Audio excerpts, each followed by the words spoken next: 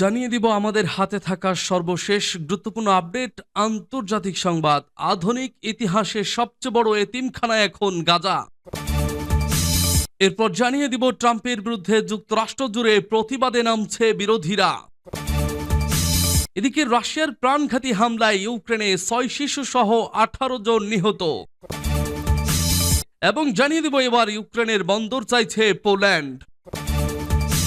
সর্বশেষ জানিয়ে দিব শান্তি আলোচনায় সময় ফুরিয়ে আসছে, রাশিয়াকে হুঁশিয়ারি যুক্তরাষ্ট্রের। শুনছিলেন সংবাদ শিরোনাম, এখন বিস্তারিত। তবে তার আগে অনুরোধ থাকবে ভিডিওটিতে একটি লাইক এবং কমেন্টস করে জানিয়ে দিন আজকের এই ভিডিও সম্পর্কে আপনার মূল্যবান মতামত।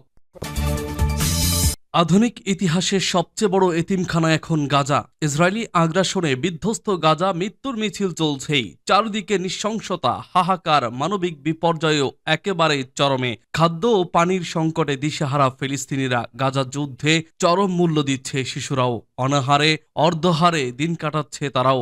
মাথার উপরে ছাদ নেই, মায়ের কোলে মাথা রেখে ঘুমানোর সুযোগটুকুও নেই।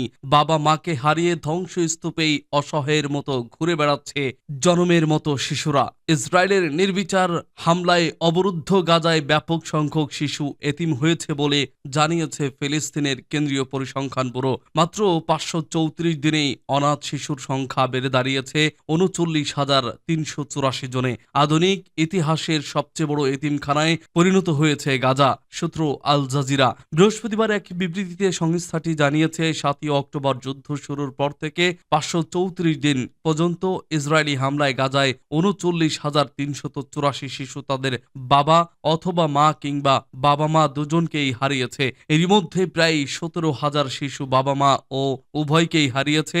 বিবৃতিতে আরো বলা হয়েছে, এই শিশুরা অত্যন্ত দুঃখজনক অবস্থায় বসবাস করছে। অনেকেই ছেঁড়া তাঁবুতে বা ধ্বংস হওয়া ঘরে আশ্রয় নিতে বাধ্য হচ্ছে। সেখানে সামাজিক সেবা ও মানসিক সহায়তার কোনো উপস্থিতি নেই বললেই চলে। আধুনিক ইতিহাসের সবচেয়ে বড় এতিমখানা এখন গাজা, যার ফলে নতুন সংকটের মুখোমুখি হয়েছে উপত্যকাটি। বিবৃতি অনুযায়ী যুদ্ধ শুরুর পর থেকে গাজায় ইসরায়েলি আক্রমণে অন্তত 17,954 শিশু নিহত হয়েছে, যার মধ্যে 274 জন নবজাতক এবং 876 জন 1 বছরের কম বয়সী শিশু রয়েছে। সংস্থাটি আরও জানিয়েছে 17 জন শিশু বাস্তুচ্যুতদের আশ্রয় নেওয়া তাঁবুতে তুষারে জমে মারা গেছে। এছাড়া 52 জন শিশু ক্ষুধা ও পুষ্টিহীনতায় মারা গেছে। ট্রাম্পের বিরুদ্ধে যুক্তরাষ্ট্র জুড়ে প্রতিবাদে নামছে বিরোধীরা। প্রেসিডেন্ট ডোনাল্ড ট্রাম্প ও তার ধনকুবের মিত্র ইলন মাস্কের বিরুদ্ধে যুক্তরাষ্ট্রের 50টি অঙ্গরাজ্য জুড়ে প্রায় 1200টি প্রতিবাদ আয়োজনের পরিকল্পনা করেছেন তার বিরোধীরা। ক্ষমতা নেওয়ার পর থেকে ট্রাম্প মাস্ক জুটির বিরুদ্ধে শনিবারের এসব বিক্ষোভ একক দিনে সবচেয়ে বড় প্রতিবাদ হতে যাচ্ছে বলে প্রত্যাশা সংগঠকদের। জানুয়ারিতে ক্ষমতা গ্রহণের পর থেকেই ট্রাম্প একের পর এক নির্বাহী আদেশের বলে যুক্তরাষ্ট্রের পররাষ্ট্র ও অভ্যন্তরীণ নীতিতে ব্যাপক পরিবর্তন আনতে শুরু করেন। বিরোধীদের জন্য ট্রাম্পের এসব পদক্ষেপের বিষয়ে নিজেদের অসন্তোষ জানানোর সুযোগ হয়ে এসেছে এই হ্যান্ডস অফ প্রতিবাদ।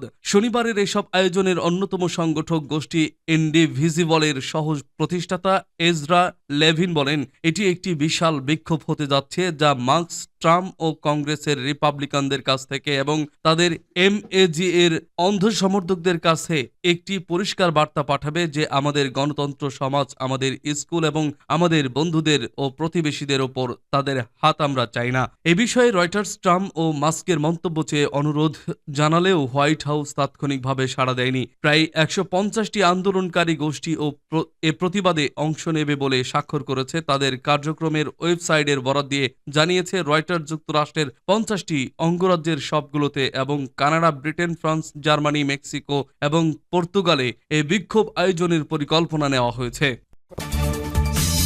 রাশিয়ার প্রাণঘাতী হামলায় ইউক্রেনে 6 শিশু সহ 18 জন নিহত। ইউক্রেনের মধ্যাঞ্চলীয় শহর ক্রিভি রিহের একটি আবাসিক এলাকায় রাশিয়ার ক্ষেপণাস্ত্র হামলায় 6 শিশু সহ অন্তত 18 জন নিহত হয়েছেন। চলতি বছর এখন পর্যন্ত এটি রাশিয়ার সবচেয়ে বড় প্রাণঘাতী হামলা। জানা যায় এই শহরেই ইউক্রেনের প্রেসিডেন্ট ভ্লাদিমির জেলনস্কির জন্ম।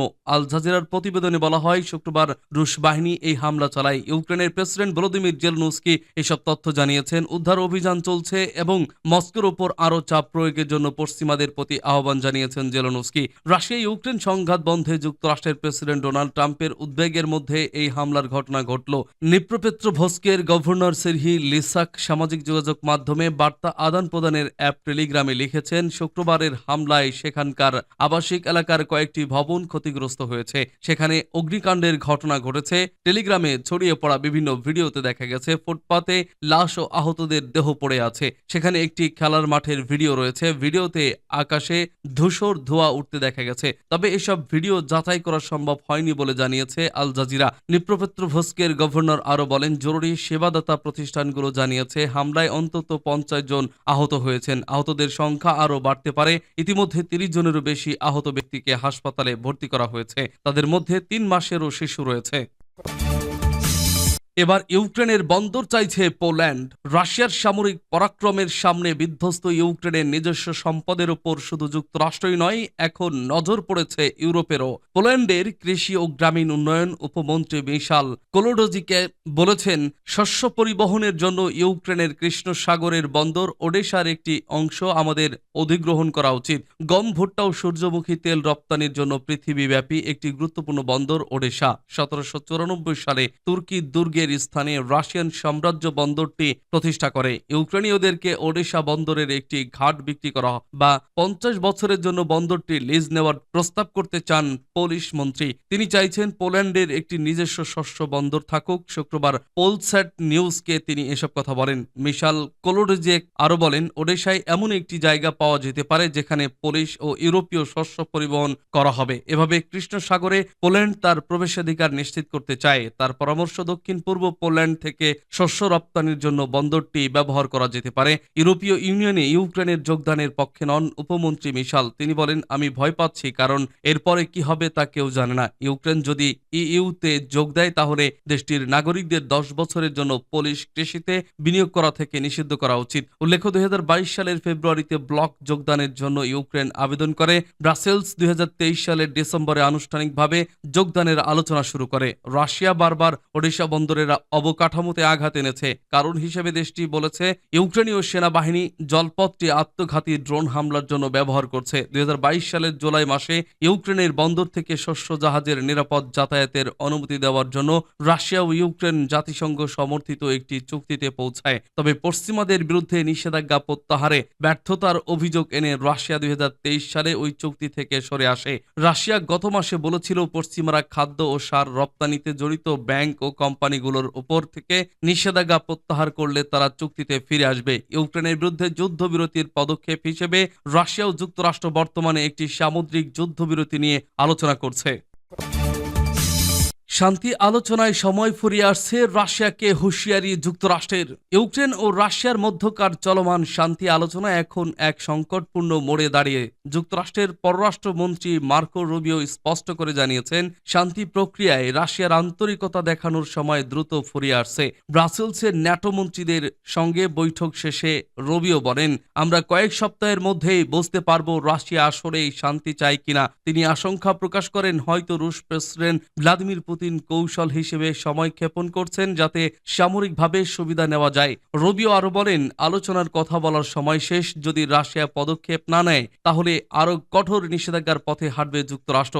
রাশিয়ার শান্তি শর্ত হিসেবে ক্রিমিয়াকে তাদের অংশ হিসেবে স্বীকৃতি দখলকৃত 4টি অঞ্চলের দাবি এবং ইউক্রেনের ন্যাটোতে যোগ না দেওয়ার নিশ্চয়তা চাইছে। অন্যদিকে ইউক্রেনের প্রেসিডেন্ট ভলোদিমির জেলেনস্কি দাবি করেছেন, রাশিয়ার পুরোপুরি সেনা প্রত্যাহার, বন্দীদের মুক্তি, অপহৃত শিশুদের ফেরত এবং পশ্চিমাদের নিরাপত্তা নিশ্চয়তা। এই পরিস্থিতিতে ইউরোপের দেশগুলো ইউক্রেনের পাশে থাকছে। ফ্রান্স ও যুক্তরাজ্যের সামরিক নেতারা কিয়েভ সফরে গিয়ে শান্তি চুক্তি কার্যকর রাখতে সম্ভাব্য সেনা মোতায়েন নিয়ে আলোচনা করেছেন। জেলেনস্কির মতে স্থল, আকাশ ও জলপথে প্রতিরক্ষা নিশ্চিত করা দরকার। এদিকে মার্কো রুবিও ন্যাটো সদস্যদের সামরিক বাজেট জিডিপির 5% উন্নীত করার আহ্বান জানান, যদিও পরে তিনি বলেন এটা লক্ষ্যমাত্রা ধীরে ধীরে সে পথে যেতে হবে। এদিকে গ্রিনল্যান্ডকে যুক্তরাষ্ট্রের অংশ করার বিষয়ে ট্রাম্পের মন্তব্যে নতুন বিতর্কের সৃষ্টি হয়েছে।